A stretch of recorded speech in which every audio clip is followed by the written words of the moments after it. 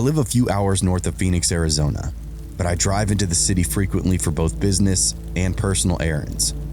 I take Highway 87 through Fountain Hills, which bisects me onto the 202 and into the heart of the valley. Along that outer route on the 87 though, there are dozens of billboards for different businesses. I can't remember the exact month, but later in the year of 2021, I remember passing one of those billboards and seeing a picture of a missing person. Ethan Risto, missing in Fountain Hills, reward offered for information leading to his location. There's a lot of crime in the valley, so the first couple of times that I passed that billboard, I didn't really give it any thought. The way it read, it seemed like this guy was wanted for some reason. I assumed he committed a crime, or this was the state's response to it, figuring folks in the area already knew him. Fast forward about 10 months, as I'm driving out of Phoenix and heading home, I get a view of that same billboard. It occurs to me it's almost been a year since I first saw it, and there's no way that the state or police department would keep something like that up for that long. It had to be private, which meant it was a real missing person, not just a criminal on the run.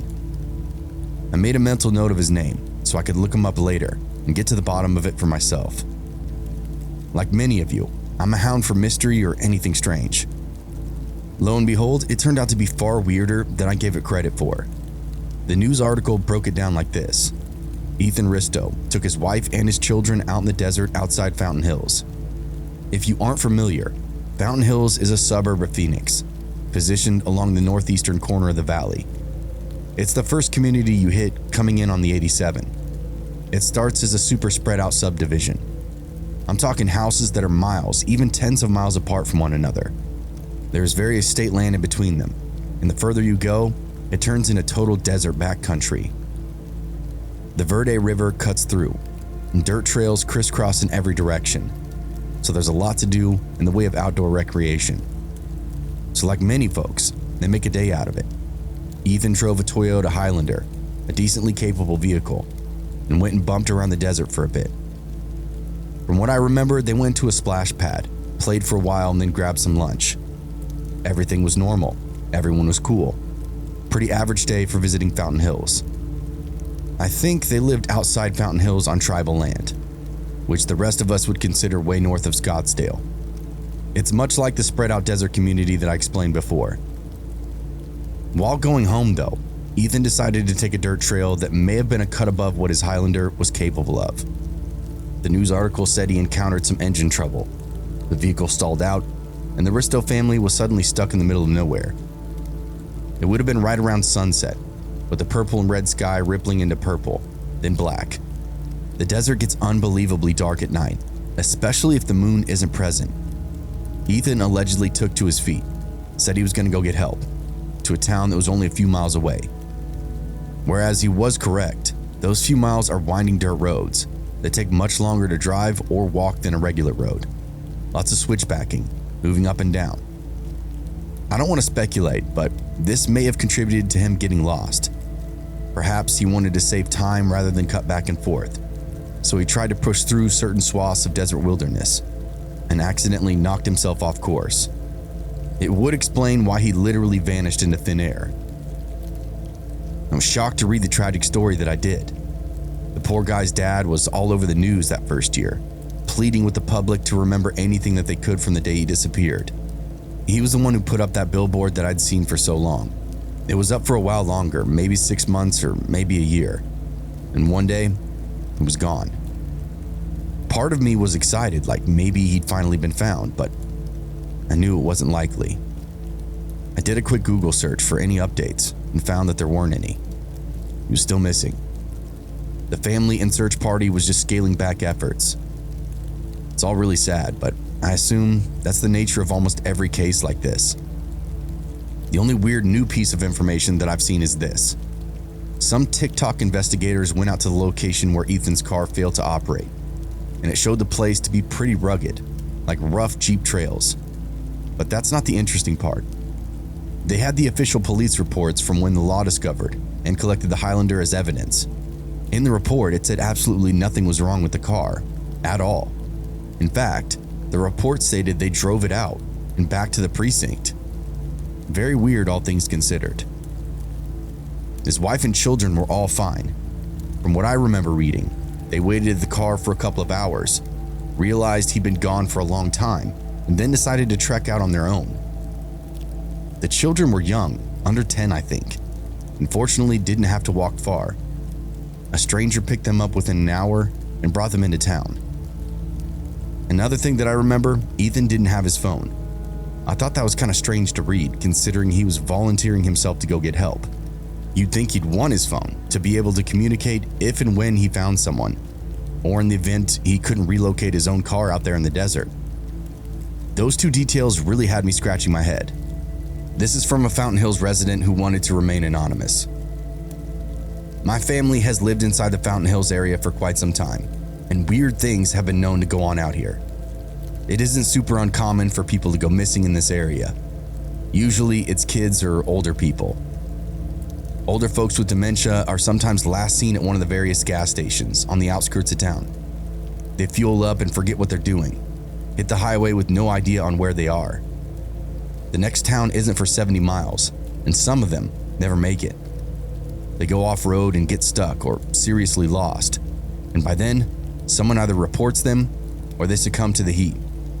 It's a brutal reality, but Phoenix is a huge metro, and we're one of the doorways in and out of it. You're gonna see some weird stuff. The kids that go missing are usually runaway. Again, last seen buying cigarettes or energy drinks on some kind of security camera before ghosting into the darkness of the deserts out here. They aren't found because some of them don't want to be, or at least not at first.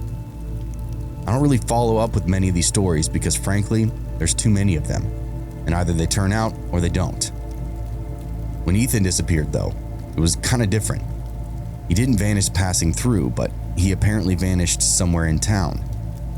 You have to understand that there's no official stuff that you see on the news, and then all the local stuff that they don't report. I personally don't want to get too deep into it, but just think about the facts. This is still an open investigation, whether it's a cold case or not.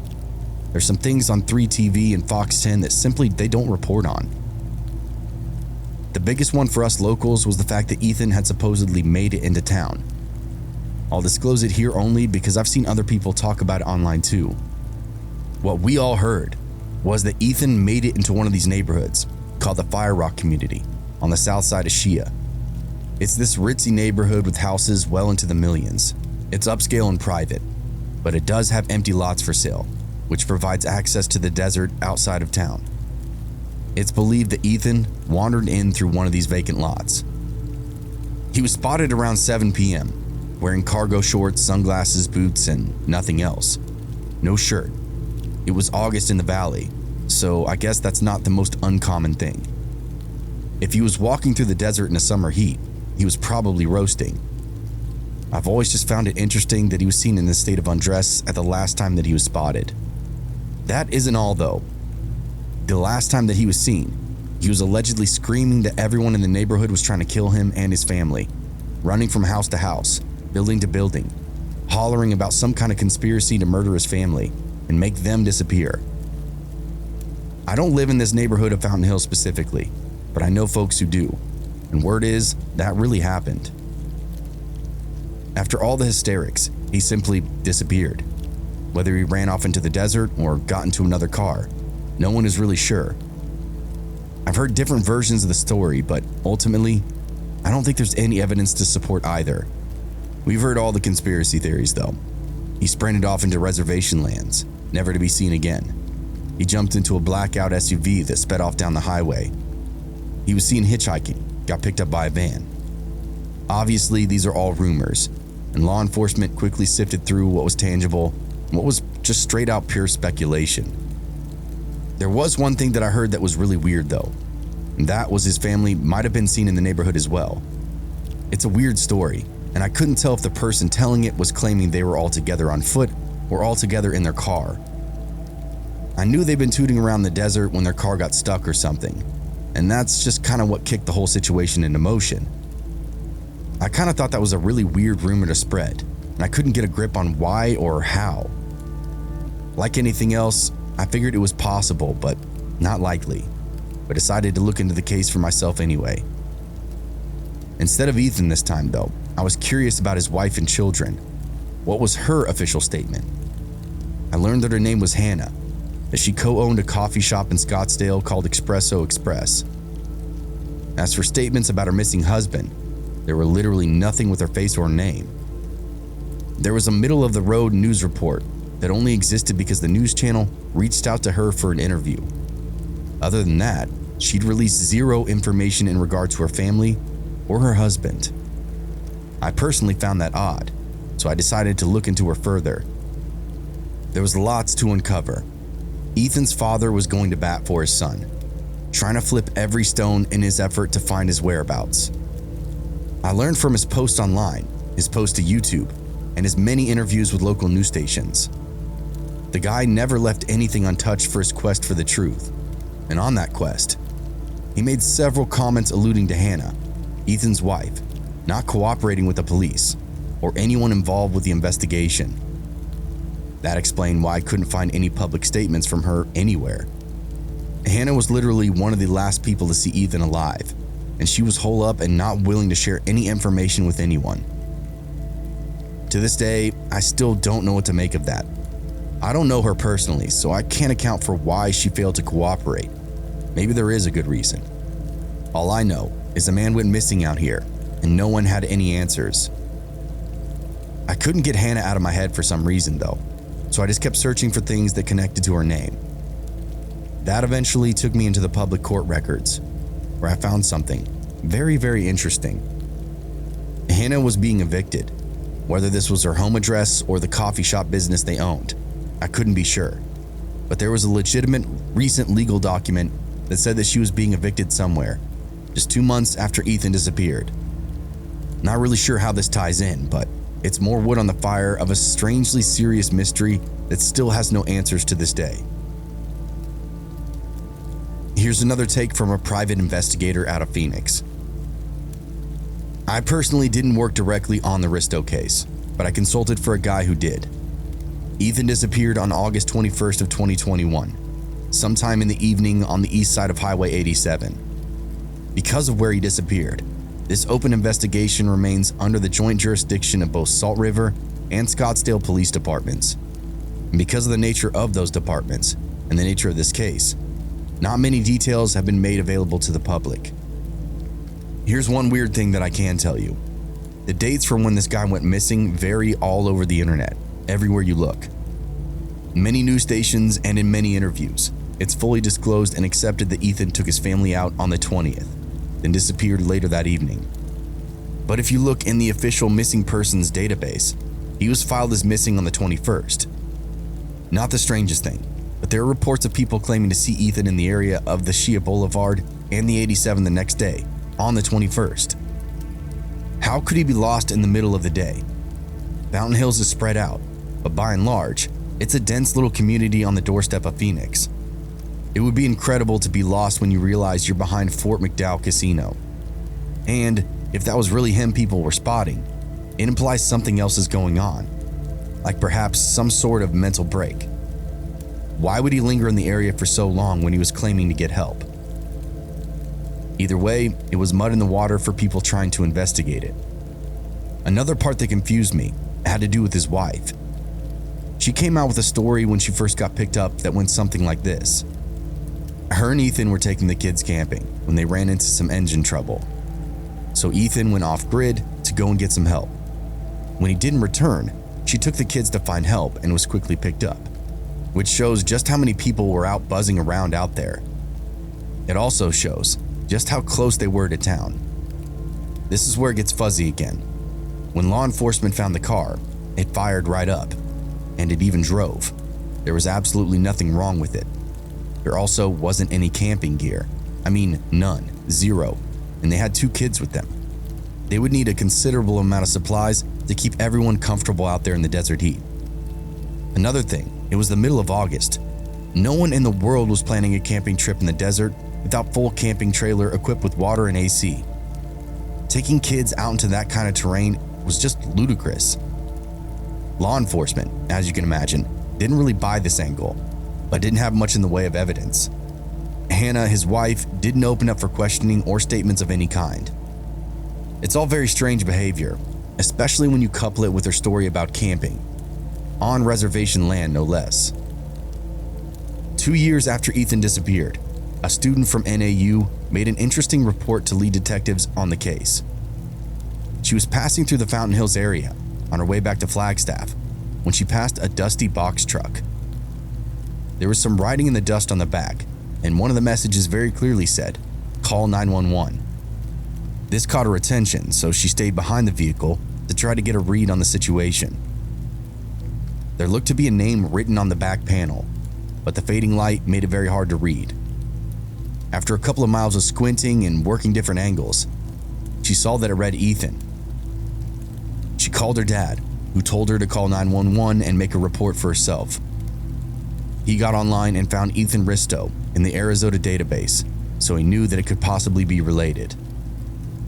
Again, I'm personally uninvolved in this situation, but from what I know, the detectives were able to follow up that box truck, who was confirmed to be uninvolved with the case. Ethan wasn't found in the truck, or related to it in any way. The writing on the back was either a misread on the student's part or just some kind of practical joke of some weird kind. Whatever the case, it was a weird overlap that some people thought might make a break in the case. It's now been 3 years. Ethan still hasn't been found. This case was such a hot one that the FBI was briefly involved. Unfortunately, no breaks in the case have been made. His family misses him every day. There are a lot of loose ends, but ultimately, only one real victim, and he's not around to share his story. If you have any information, please reach out to the Salt River Police Department via email or telephone.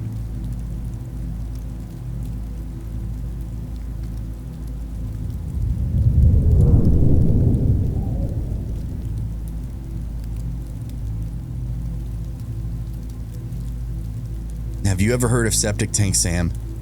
Let me enlighten you on one of the most heinous crimes to ever be solved in all of Canada. Tofield is a small town in Alberta, housing roughly 1,200 residents through the year. It's out east of Edmonton, a quaint little town all by itself. Back in 1977, a couple named Charlie and Mavis McLeod decided to replace the pump in a septic tank in their live-in home. Instead of purchasing a brand new one, they decided to take the pump out of the septic tank out at the farm that they owned. It was around 15 miles outside of town. The farm was completely abandoned and had been for some time, turning to the point of nearly being condemned. This was a perfect way to strip out one of the few remaining pieces of value outside that property before getting rid of it for good.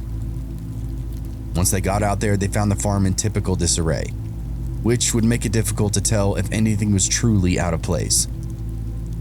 Not privy to the pending events, Charlie and Mavis went to the septic tank and got it open, only to find a sock and a shoe floating in the discharge. Only after Charlie reached down to remove them did they learn that the shoe was attached to a foot and a leg. There's a corpse inside the septic tank of their old abandoned farm. The McLeods notified the police immediately, who came out to examine the scene and determine if it was an accident or a crime. The leg had come loose from the rest of the body and was now free floating in the septic water. Arriving police officers didn't have a method to quickly drain the tank either.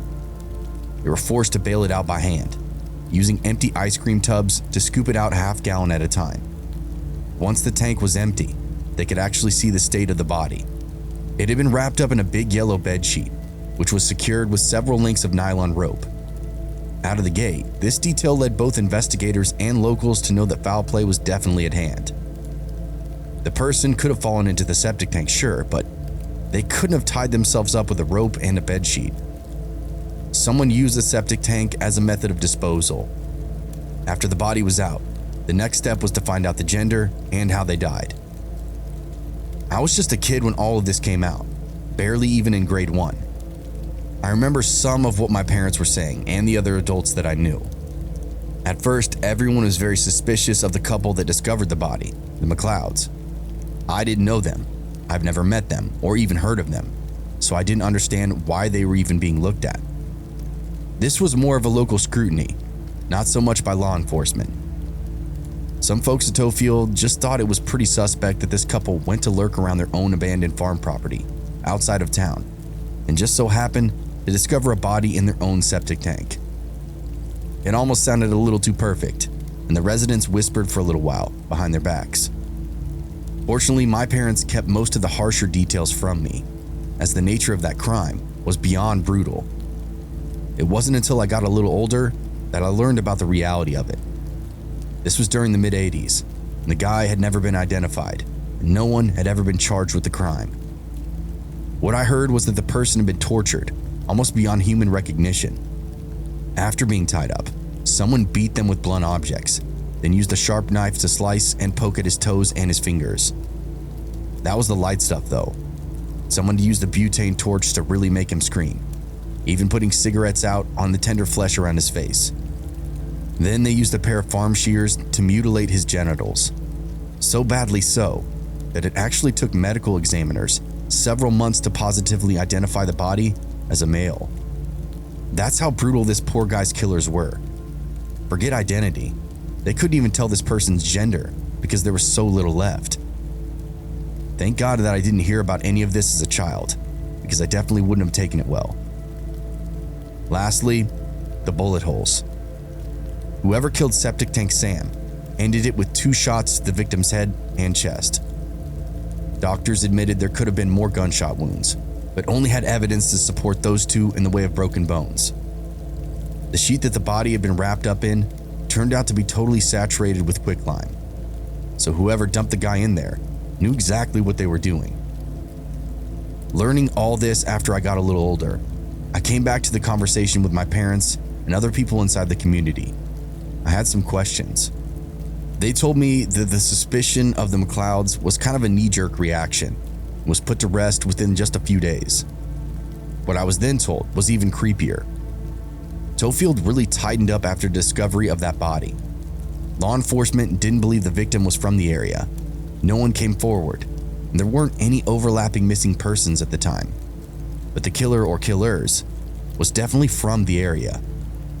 Only a local would know about the abandoned farm just outside of town. Someone who'd lived there for a while, perhaps did a lot of driving of their own. Someone with knowledge of the area. Neighbors started locking their doors, keeping an eye on who did what and when they did it. Everyone was speculating on who it could have been. Everyone that had access went and checked their septic tanks for additional corpses. None were found. I mean it when I say that this murder turned an entire township on its head. The next reasonable suspicion came from his wounds. Slowly, the residents of Tofield started to hear about the extent of his mutilation, and that the body had been sexually assaulted in a variety of ways. My folks told me that most everyone believed the victim had committed a sexual crime of his own, and that's why he'd been so mutilated. Eye for an eye type justice. They believed he'd either sexually assaulted someone or cheated in a relationship or maybe slept with someone's spouse. Whatever the case, it didn't warrant for that kind of execution, so it had the people of Tofield much more on edge. Business owners were certain the killer was someone that they were serving from time to time. Septic Tank Sam was buried in an unmarked grave right in this community, but as the mystery of his murder went unsolved, the corpse was exhumed not once but twice. The first time was in 1979, when some professionals from the University of Oklahoma had heard about the case and decided to make a 3D facial reconstruction to see if maybe that would help.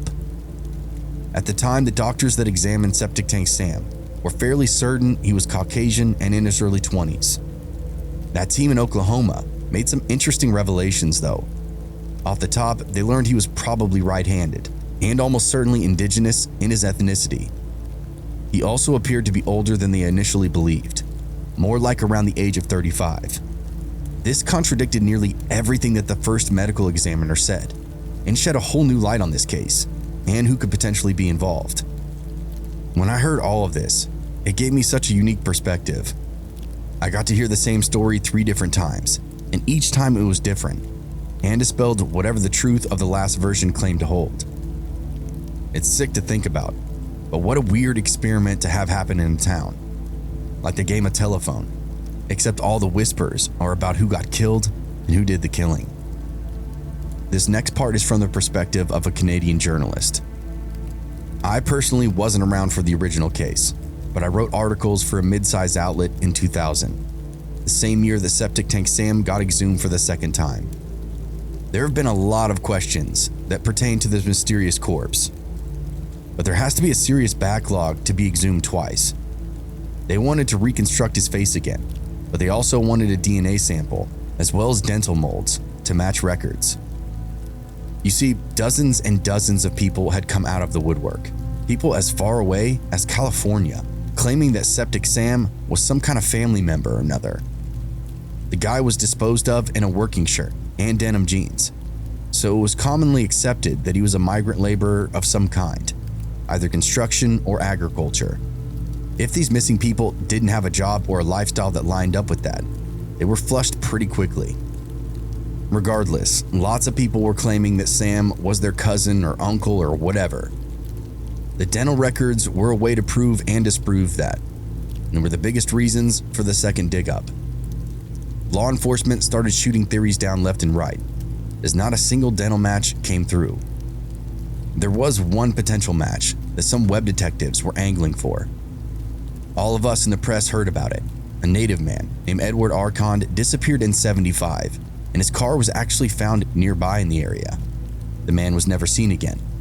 So when it was corrected that Septic Sam was actually native, these web detectives postured that maybe they were one and the same. The dental records came in to thwart them though. It turned out Edward had been missing 6 teeth, while Septic Tank Sam had all of his teeth intact. They were in incredibly poor health, as they'd been sent all over both Canada and America. The molds and photos were sent to dentists all over in an attempt to see if anyone had ever worked on this person before. None had any record of him though. Their only consistent comment was that the guy's teeth were definitely awful. It was a sad truth that dispelled a lot of bunk theories. Talk about prying at dead ends though, because you have to remember that not only was this person a John Doe, but they didn't have a killer either. There were no leads in this case for many, many years. The only one hope that anyone had for solving this case was either DNA or some sort of deathbed confession, and that was literally said by the presiding investigators. Decades had gone by at this point, and no ground had been gained. That was until 2021, 44 years after the crime had been committed. Detectives submitted Septic Tank Sam's DNA to a private lab in Texas, who came back with a single matched result. A native man, 26 years old, by the name of Gordon Sanderson. He was born in Manitoba, but lived in Edmonton during the years of his murder. The last time his family had seen him, Gordon had told them he was going to visit his brother, and then never returned. At which point, he became one missing person in a slush pile of files. They'd used DNA from his sister, who was still alive, to make this connection. The results from the lab turned the case into an active homicide investigation, which frankly surprised all of us in the press. It was almost 50 years after the fact. We believed there was a large possibility of the killer no longer even being alive. It was like chasing ghosts at this point. But frankly, it always had been. We didn't have a name for this poor guy for the better part of 4 decades. But now, we do. Gordon Sanderson was brutally murdered sometime in the year of '77, and the proper calls were never even made. This story made the rounds not just through the headlines, but through the generations. I had to interview people who barely remember anything. Time is a funny thing when it comes to justice, because it does more harm than anything. Learning his identity was helpful though. Police were able to backtrack and find that Gordon Sanderson was involved in various shades of crime. He frequented bars and had contacts that were known criminals, and could have even been connected to gangs in the city. The evidence isn't public, so it's unknown just how involved Gordon was in the criminal underworld. He could have simply just been a customer, or maybe even a middleman. Either way, that's the direction the current investigation went. Gordon Sanderson was murdered by a familiar associate who had ties to different criminal activities inside the area. The nature of the torture is still something investigators don't understand though. It seems very, very personal, to the point of a marked execution. What could Gordon have done to land him in such a position? The press doesn't know, and the investigators seem to only be speculating. I will say that identifying Gordon is a huge victory in itself. Almost everyone that's been involved in this case believed he'd never even be found. Now, there's just too much dead air to be able to give him some semblance of justice. But I've been wrong before.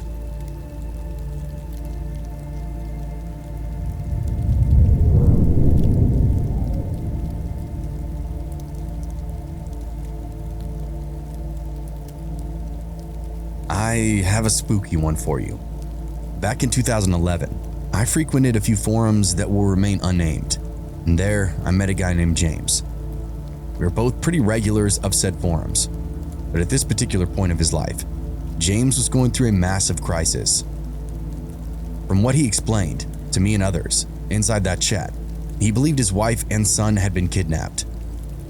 He dropped his son Timothy off at school the morning prior, only to be told later in the day that his wife had gone back and checked him out of school not long after class had started. His son was only 6 years old, so he really couldn't be complicit in any kind of decision making.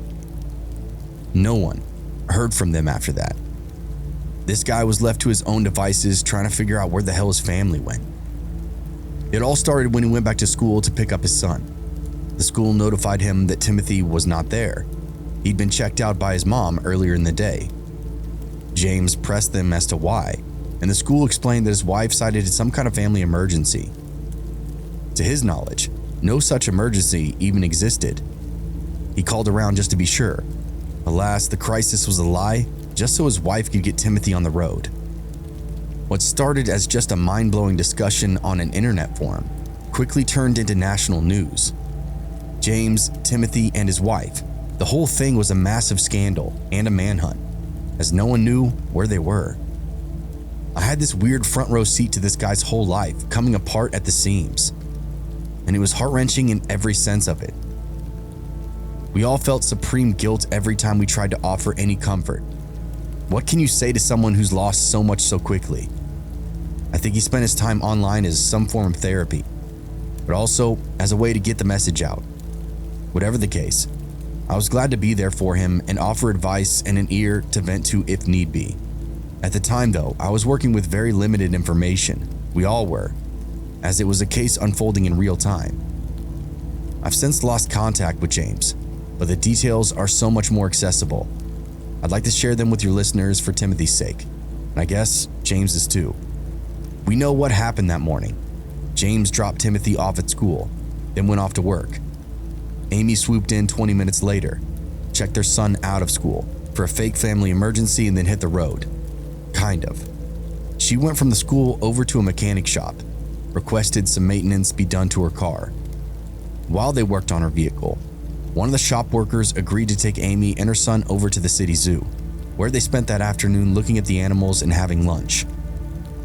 They returned to the mechanic later that day, picked up the car, and then skipped town for real this time. At this point, James was just starting to figure out that something was wrong at the school. They drove to Gurney that first night and stayed at the Key Lime Resort.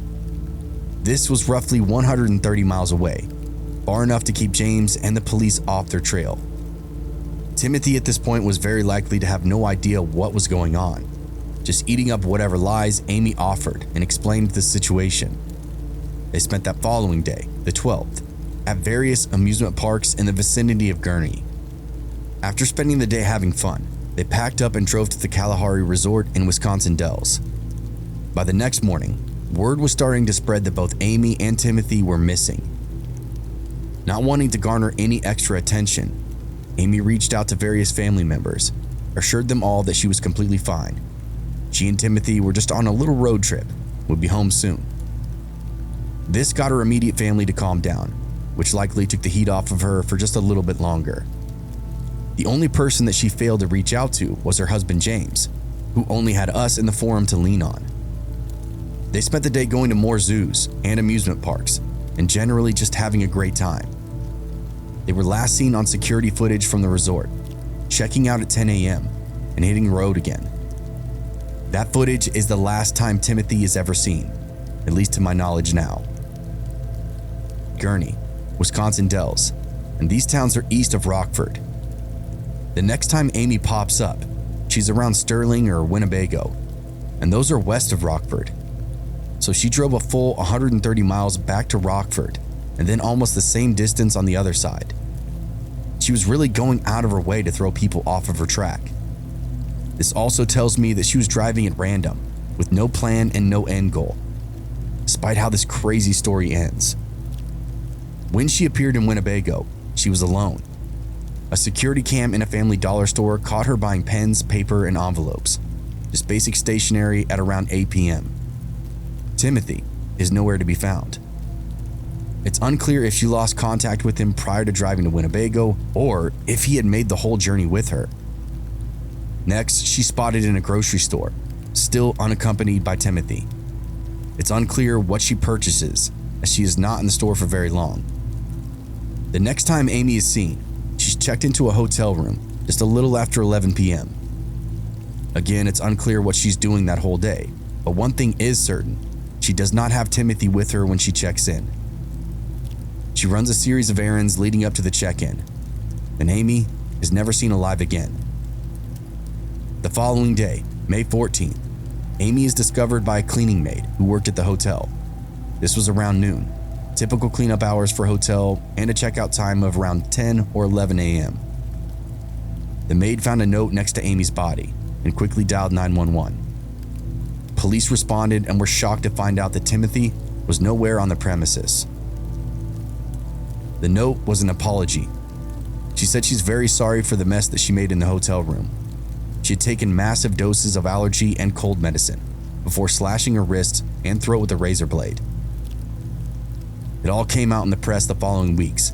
Amy had struggled with mental health related issues for quite some time now, and this was the last manifestation apparently. That wasn't what was all on the note though. She said she took Timothy away, passed him off on another family, and would never be seen again. Investigators tested the hotel and razor blades for any evidence of her son's DNA, and none were found, as the blades had only been used to kill Amy.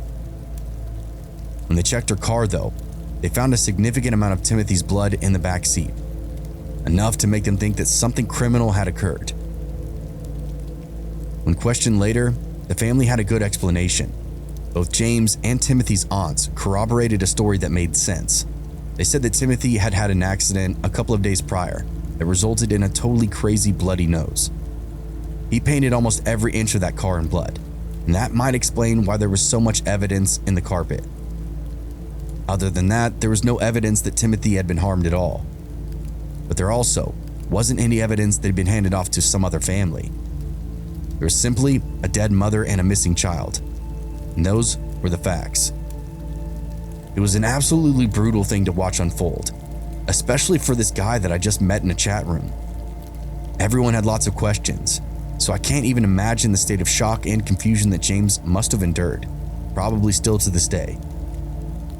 With hundreds of miles that Amy sporadically covered in just a few days, searching throughout the Rockford area became a serious burden on the family and even law enforcement. Like I said, I've lost contact with James unfortunately many moons ago, but because of the closeness of this case, I've always followed any updates that come down the pipe. As you can imagine, not much pops up in the way of Timothy. He was a cute kid, only in first grade, and didn't deserve such a horrific chapter in his life. There is an article I remember reading, and I'll use it to speculate, because, well, isn't that why we're all here anyway? To try to figure stuff out like this? This was a couple of years ago, around the time that would have been Timothy's 18th birthday. Amy's sister conducted an interview with a local news channel and put a weird theory in my head. Amy's sister explained she had called the family on the 13th and did it somewhere between Sterling and Mount Carroll. Amy pulled over, went off a little bit off the grid, if we can trust the cell phone data reports, and then made the calls privately, even let Timothy talk to some of the family members. After the calls were concluded, Amy turned her phone off, tossed it behind a grain silo, and never used it again. Her family believes this is when Amy fully decided to commit to her plan and would not be coming home. The calls were both a distraction and a goodbye. But Amy's sister made an interesting comment. She said that between Sterling and Mount Carroll is an old country road that will take you into Iowa. Amy and her sister both grew up taking these old roadways into Iowa and all the little quaint communities throughout the area.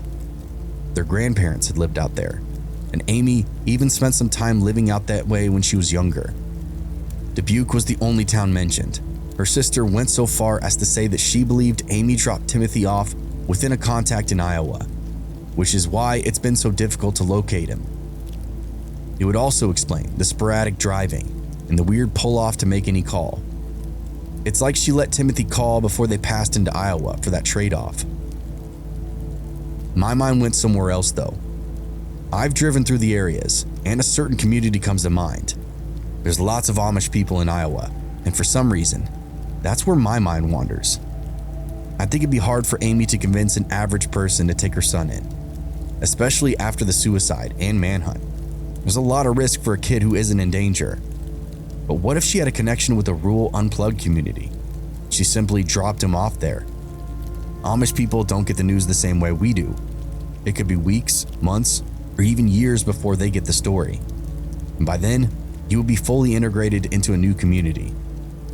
Obviously, I have zero evidence to back this up, but when I saw that article from Amy's sister those couple of years back, it was just the first place that my mind went. How easy would it be to disappear in a place where no one knows you're missing? Either way, I wish the absolute best for Timothy, and I hope this story sheds some light on a massively overlooked tragedy.